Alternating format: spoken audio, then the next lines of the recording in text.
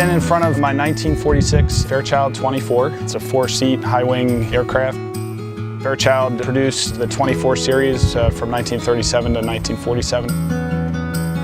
I joke and tell people I have OAD, old airplane disease, and my requirements for a restoration is tube and fabric. It's got to have a stick, and it definitely has to have wood in it. When I got a phone call initially from the previous owner, he described it as a project that was ready to cover. And for obvious reasons, that was pretty attractive because there's a lot of structure, a lot of wood involved with this aircraft. Looked at the project, it wasn't ready to cover, but it was a good, complete project. Obviously, it needed a lot of work.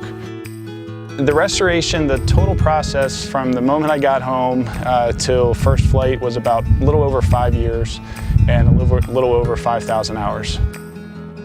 First flight, it was so exciting that I don't remember it that much. The aircraft jumped into the air, and I was at probably 2,000, 2,500 feet before I even knew it. The flight itself was unbelievable. It's a very classy aircraft.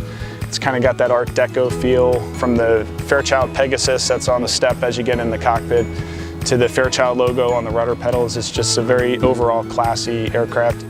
I guess this is kind of cliche to say, but it's really kind of a love affair. When I get in it, I just fall in love with it all over again. It's such an honest flying aircraft. You know, you can roll the windows down, stick your elbow out, and just enjoy your flight.